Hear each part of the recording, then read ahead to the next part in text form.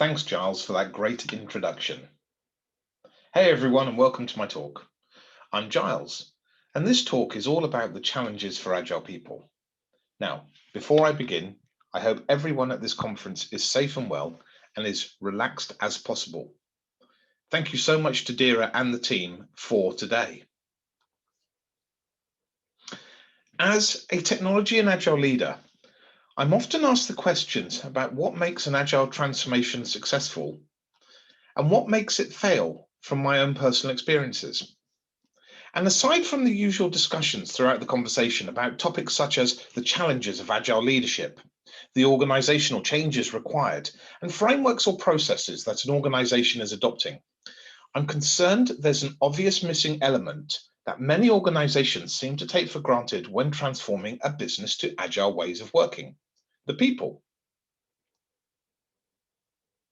One of the biggest reasons why so many organizations often fail to gain from the full benefits of an Agile transformation is because they implement Agile principles at the direction of some senior manager without supporting the necessary cultural change and mindset shifts of the people.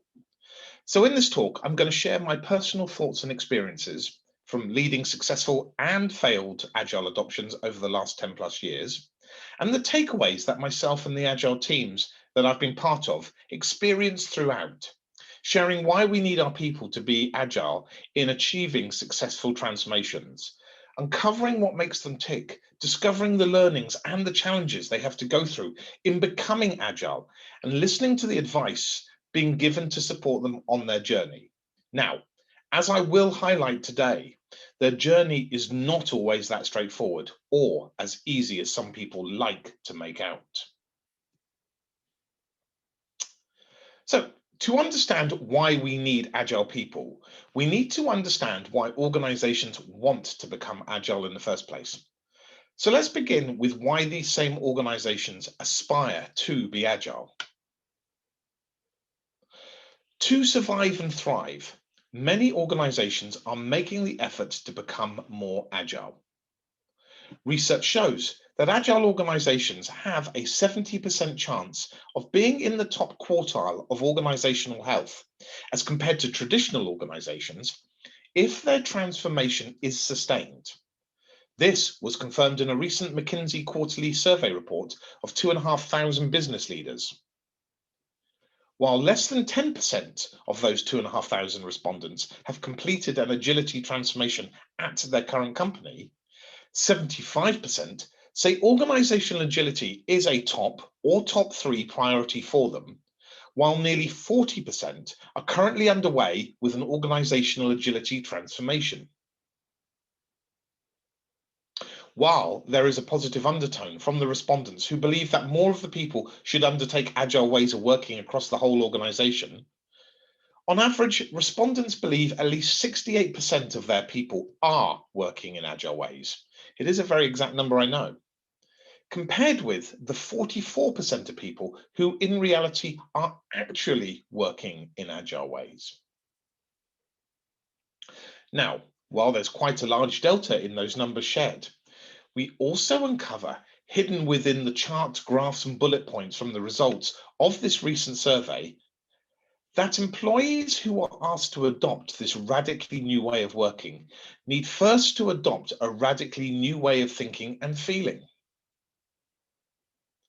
This can also be noted by reading the 14th State of Agile report, which recently shared that the top 3 reasons cited as challenges and barriers to adopting Agile practices successfully indicate that internal culture still remains the biggest obstacle to overcome.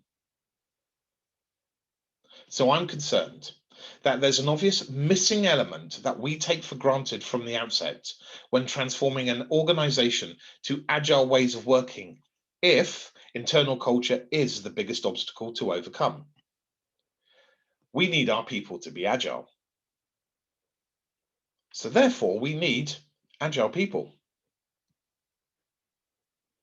So as we've just heard, while there's a continual discussion and focus around developing organizations to hopefully achieve successful business outcomes in 2020 and beyond, shouldn't we also be talking about the Agile people needed as well as part of the success criteria to help make these successful outcomes become that reality. Now, I often feel that this conversation gets missed out by many senior managers when they kickstart an agile transformation or evolution or change, or whatever you and your organization call it. According to the World Economic Forum and many other supporting organizations and thought leaders, agile transformation requires nothing less at its core than a change of mindset on the part of every employee within that organization. In a time when there's a lot of discussions going on around agility in business, there is also a need for a large focus on agile people too, and the support that they need in overcoming the obstacles I previously mentioned. Now, successful businesses that can claim to be genuinely agile and can claim to have removed those internal culture obstacles are those whose employees adopt the agile mindset and philosophy at its core, not only from its people and culture, but also its structure and technology, i.e., being agile and not simply just doing agile.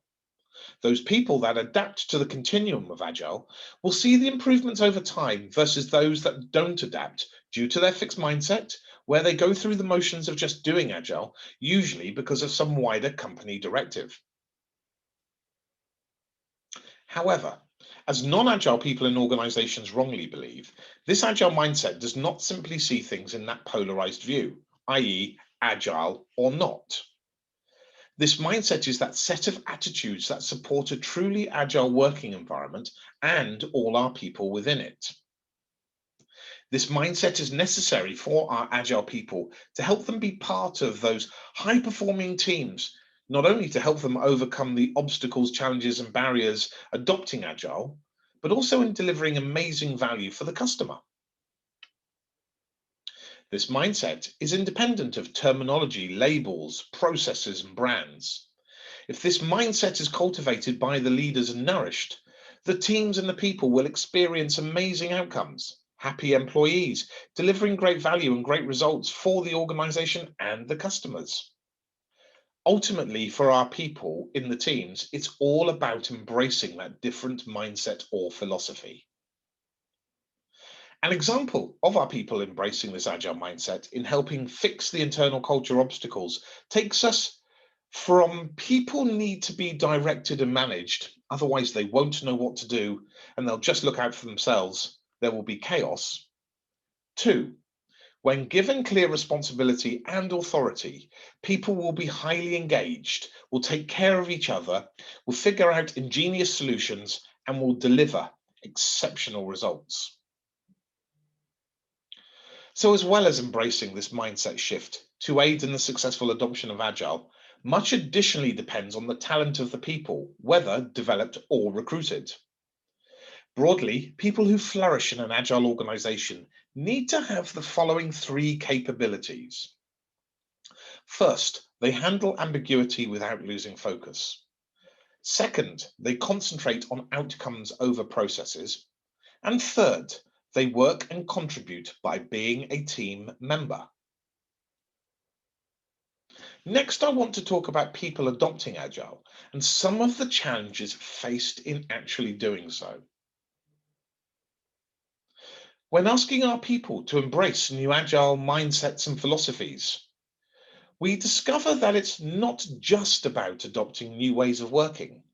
As discussed in the Harvard Business Review article Embracing Agile from May 2016, it's about adopting a new way of thinking and feeling about the work we do, including things like the ability to reinvent, the courage to fail fast, the empathy to work well in diverse teams, the need to communicate constantly, and the capability to be open to change. The process of adopting Agile in any organization is challenging in many ways for the people. It's especially challenging in larger organizations because of complex infrastructures, numerous legacy systems, and mature organizational cultures. These larger organizations often underestimate the difficulty of getting Agile right. So, the following very common challenges are often faced by the people and teams when adopting Agile. Insufficient Agile experience. lack of sponsorship at the executive level, attempting enterprise-wide agile adoption without team delivery agile successes first of all, the traditional office environment, the tendency for managers to micromanage, managers unwilling to change from commanders to team facilitators and leaders, unrealistic planning expectations, underestimating the amount of planning in Agile, adopting Agile delivery processes without adopting technical practices, impatience, one of my favorites, relying on an Agile tool to become Agile, and celebrating a partial Agile adoption as though somehow it were a full adoption. Now, it's important to note that adopting Agile is not as simple as introducing and applying a methodology. Far from it. Agile also requires that comprehensive culture change we have been discussing, a process that grows in difficulty with an organization's size and scope. For those who are ready for Agile, it's important that they get this right. For those who aren't ready, they ought to think long and hard about their organization's responsiveness and ability to change. When our organizations are ready to make the jump, make sure you understand the degree of culture change required to become Agile. So, with all the challenges and barriers like those just shared, and some of them not that trivial to immediately overcome, our organizations need to ask themselves, are our employees mentally and emotionally equipped and supported with the resilience to handle this change? Agile people and teams need the right building blocks to ensure they become as effective as possible with these new ways of thinking and working. Now, these building blocks may help with things such as learning new skills that make them adaptable, developing greater emotional intelligence, helping them deal with stress, managing impulses to change, solving problems creatively, and remaining emotionally connected to the work. Every employee must learn the skills that makes them adaptable to the challenges we raised earlier, as well as helping them deal with the stress while staying connected to the work and teams. Resilience certainly enables these skills. When leaders and employees embrace them, powerful things happen. One thing that's key to this resilience is the psychological safety that needs to exist within the organization. Above all, it's really about making the people come together as a team and having that environment that sets up everyone for success. So therefore, our Agile people need the right support. Although the concept of psychological safety has been around since the 1960s, Amy Edmondson, professor at Harvard Business School, first identified the concept of psychological safety in work teams in 1999. She observed how companies with a trusting workplace perform better. Now, not wanting to cover too much on this particular topic, as we could easily have conferences just on this topic alone. Ultimately, psychological safety in the workplace is about providing a safe space for employees to be their full selves, which helps fix the perception of a broken organizational culture. Furthermore, it's important not to assume that once the conditions for an emotionally secure workplace are present, that employee engagement and positive workplace culture will somehow follow. That is also another talk on its own merits for another time. So why is psychological safety important for our people? Because it's the degree to which team members feel that their environment supports the interpersonal risk involved in asking for help or learning from mistakes. Team members who promote psychological safety will invite input from all team members, encourage team members to contribute, promote active listening and learning from each other, ensure all team members are accessible, and acknowledge the limits of current knowledge. As Amy Edmondson noted back in 1999, psychological safety isn't about being nice. It's about giving candid feedback, openly admitting mistakes, and learning from each other. And as she argues, that kind of organizational culture is increasingly important in the modern economy. Now, it's still wholly relevant today, 21 years later. When psychological safety is absent from the workplace and psychological danger is present, the people and the teams lose the individual knowledge and expertise that each member brings to the table and begin to have trouble capitalizing on the diversity of knowledge, which often leads to poor performance, poor decision making, and missed opportunities for innovation. So now, as we uncover why it is so important to help cultivate psychological safety with the people in the teams, you may want to consider the following in overcoming the obstacles people face when adopting new ways of working. Clarifying roles so that each person in the team understands their respective roles and responsibilities, as well as how they contribute to the team's purpose. Modeling the way, with the leaders helping set the tone for our people and teams in allowing them to be curious, ask questions, and exhibiting a tolerance for mistakes. And lastly, considering culture, as a need for a stronger peer and organizational support may be particularly relevant for those people and teams in cultures that often value stability in rules when introducing and developing psychological safety throughout. Enabling psychological safety enables another mindset shift in helping fix the internal culture obstacles that takes us from to achieve desired outcomes. Leaders need to control and direct work by constantly specifying tasks and steering the work of the employees. Two, effective leaders empower employees to take full ownership, confident they will drive the organization toward fulfilling its purpose and vision. Next, I want to talk about some of the adoption advice I usually give to people when they're starting an Agile journey. In some of the Agile Foundation coaching sessions I give to organizations I'm working in or clients I'm working with, I often share the following points that have been shared with me to those people and teams starting an Agile journey. Be prepared to pair with others to transfer your skills to them and to pick up new skills from them too. Accept that rules have changed and you need to as well. Be prepared to work in an evolutionary and collaborative manner. Be prepared to move away from a specialist role to become a generalizing specialist. Be prepared to deliver a potentially consumable solution every few days or weeks. Expect to be supported on your change journey. That might include coaching or mentoring. And make sure you get the right training to match your new way of working. As well as offering adoption advice, it's key that Agile people and the teams they are in have rights, a social charter, if you like, that they can hold their leadership accountable for. This is something I create in partnership with the teams and then print it out in large format so that they have it to refer back to all the time.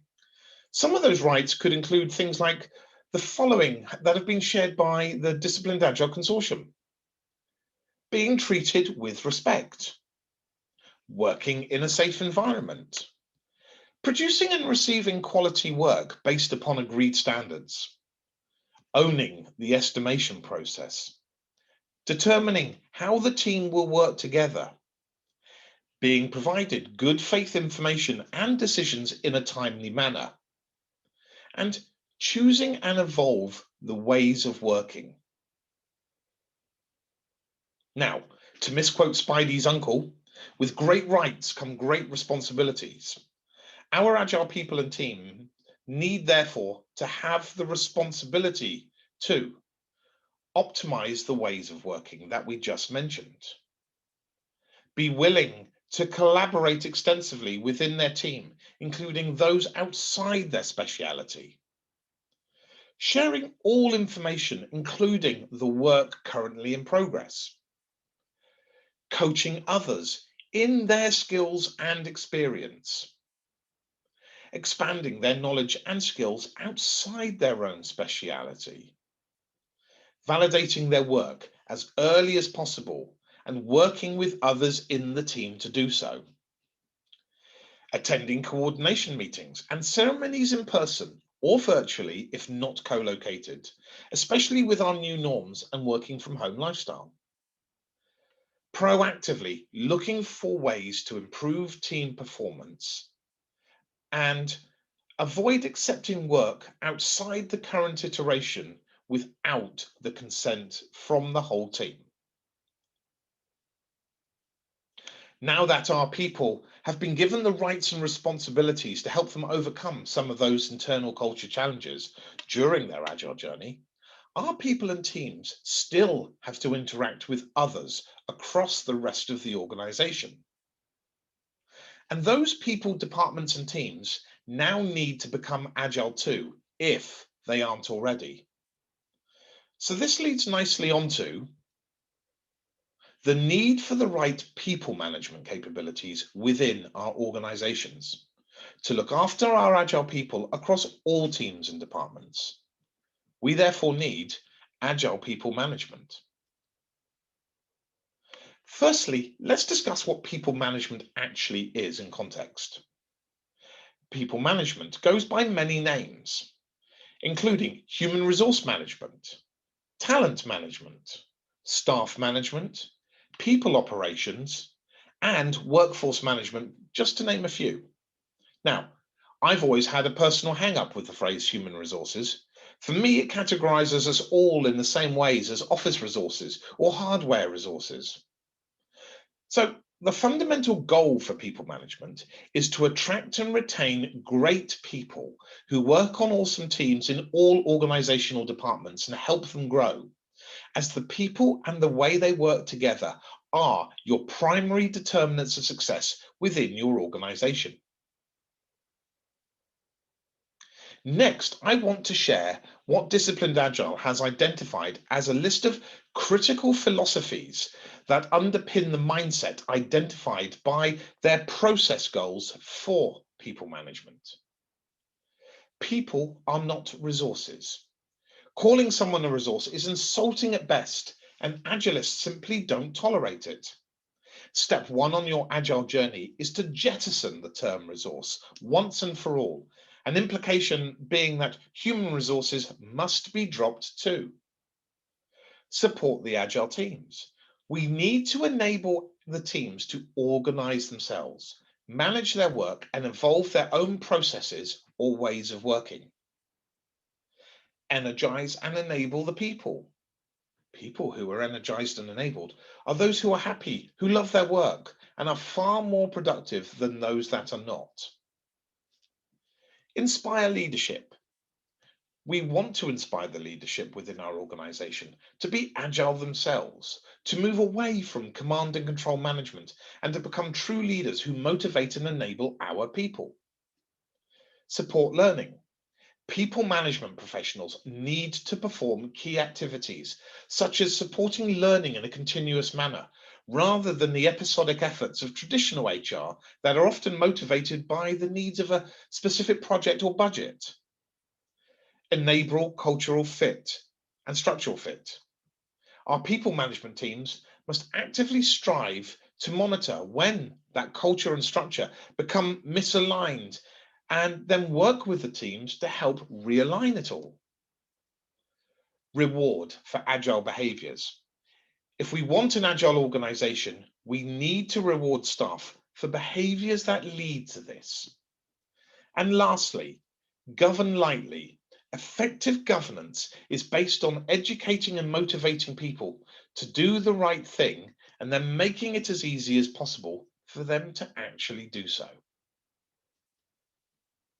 As well as understanding those philosophies, the following activities associated with the same people management process goals are performed by, or at the very least supported by, highly engaged agile people management teams within our organizations. Now, these activities are things such as helping grow the culture, guiding careers, rewarding staff, managing staff changes, ensuring diversity and inclusion, helping organize departments, identifying succession planning, and ultimately having and enabling fun. So, as we begin to wrap up, why is Agile important for our people and our people important for Agile? Agile changes the paradigm. It shifts perception of the role and purpose of an individual within an organization. It is the shift for our people from being just a cog in the system towards becoming a partner and co entrepreneur within the organization. So, finally, parting thoughts. What is truly surprising, or not, stepping back and actually thinking about it for a moment, is that available research shows that the part of the transformation or evolution that is often missed or sidestepped the most, which has always been a big worry for me, and obviously the focus of today's talk, is actually the part that needs the most focus of all. Successful organizational improvement should be targeting three areas simultaneously: people, those individuals and interactions, the process, and the tools. And the majority of your effort, typically that 80 to 85%, will be training and coaching the people in that mindset and culture.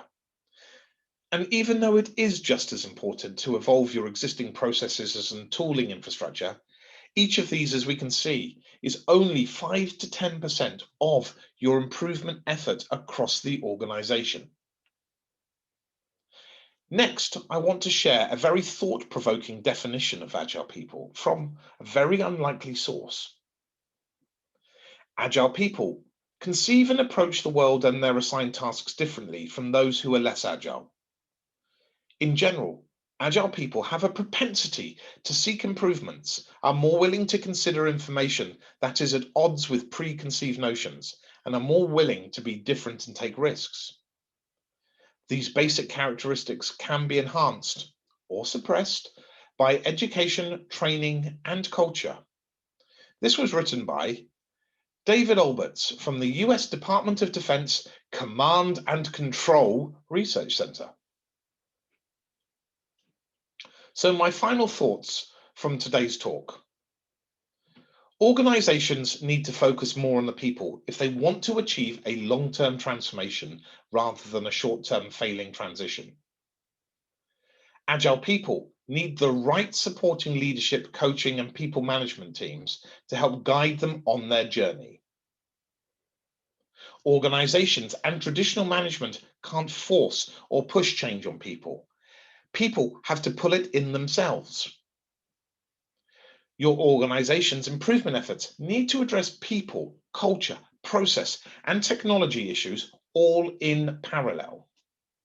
And finally, organizational agility requires new and evolving mindsets and behaviors from all the people. This also includes you.